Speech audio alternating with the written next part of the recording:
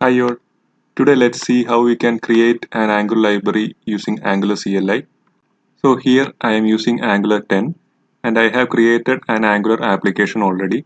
So now let's go and create an Angular library. So the command for creating a library is ng generate. So the short form is G, and you can give library and the library name.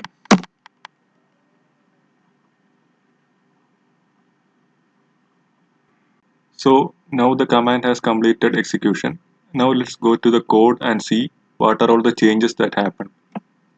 So if we go to the changes, you can see that inside the Angular JSON, there has been a new target which has been added called the core lib. So that is the name of our library. So inside the target core lib, there are three steps. One is the build, other is the test, and the lint. So inside the build step, you can see that we are using the package ng packager. So ng packager is a standard package which is used for building libraries. Also, you can see that a new tsconfig has been added particularly for this library. And also there is a new file called ngpackage.json which will contain the package information which is used by the ng packager. And also for the production there is a separate configuration. And now if we go to the package.json, you can see that the ng packager has been added. So if we check the tsconfig for the main application, you can see that a path has been added. So here they have added the core lib as a shorthand. So in your application you can import the ES6 code using import the particular target from core lib. So now let's go to the folder view, and you can see that a new folder called projects, and inside that a folder called core lib has been added. So this is source code for our library, and inside that you can see a src file and a sample component core lib component has been added along with a module and a service. So all these are just templates which are created when you install the library. And the public api.ts is our entry point. So all the code in our library needs to be exported, like which all are publicly exposed, they need to be exported in the public api.ts. So how does ng packager know that public API is the entry point? So we have a configuration file called ngpackage.json. So here inside this you have an entry called lib and entry file. So ng packager refers this file, and whatever file is defined as the entry file. So in our case it is the public api.ts. It will be the entry point for our library, and the dest will be the folder in which our library output will be built. Another important file in the library is the package.json. So here we define the name of our package. So the libraries which we have created, so here the core lib, it can either be consumed directly as an internal reference, like we earlier saw the path option in the tsconfig. So through that we can consume the library inside our application, or we can build it and publish it as an npm package. So in that case the name of the package will be core lib. We can also provide the version of our current package. So here it is defined as 0.0.1.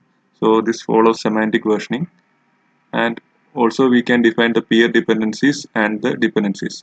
So the difference between peer dependency and dependency is that the peer dependencies will not be installed when we do an npm install for the package.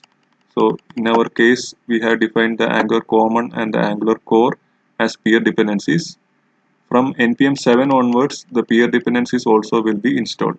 You can see that a separate tsconfig has been generated for the library, which contains some predefined configurations like the compiler options and the Angular compiler options.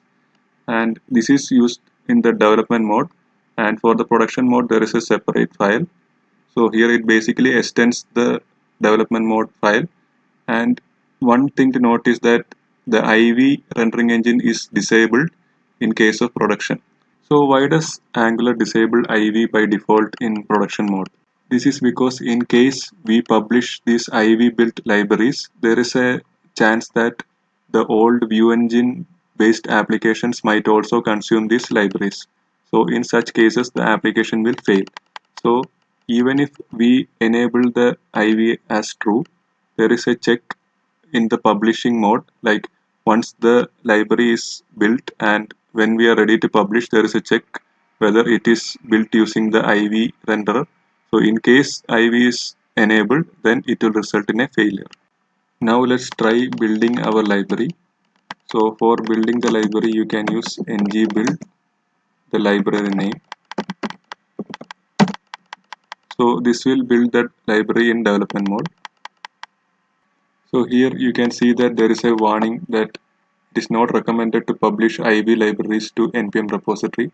So this is what I mentioned earlier. So now let's check the output folder. So the dist is the folder name, and inside that you can see the build corelib folder. And when you open the package.json, you can see that the library has been created here, the corelib. And this is what I mentioned earlier. Like when we try to publish this package, there is a check that whether it is built or compiled by using the IV, and if it is done by IV, then it will not be allowed to publish. So since in the development mode we enable the IV, the current package will not be allowed to publish. For building the Angular library in production mode, we just need to pass the --prod option. So now the library will be built with IV disabled. So now you can see that there is no warning regarding the IV build. Now let us consume the library in our application. So here I am going to take the core module and I am importing it here.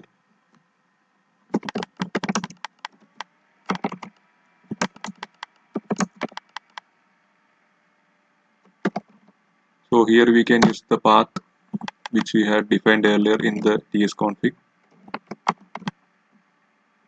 and here in the imports I am providing the corelib module.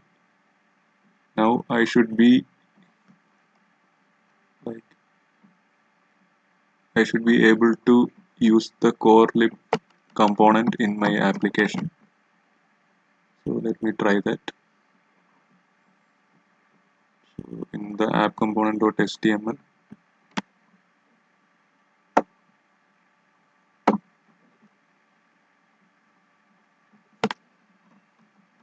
let me add this tag.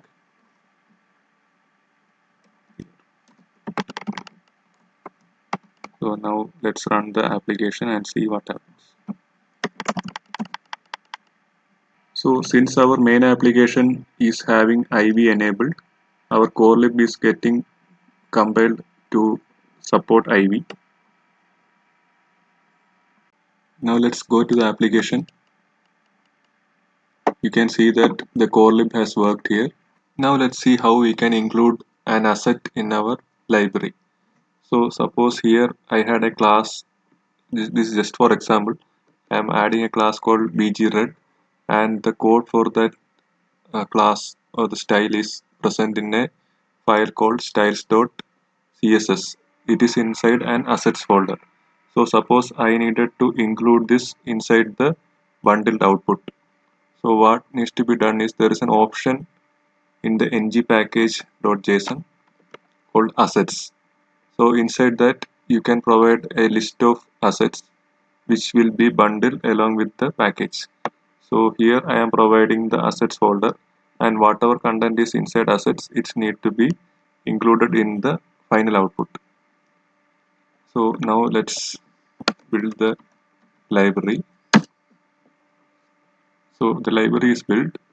Once we go to the dist folder, you can see that the assets folder is included along with the styles.css. Now we need to include this in the Angular JSON.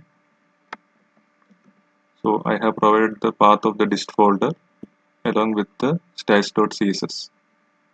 Now let's run our application and see whether the background color is applied.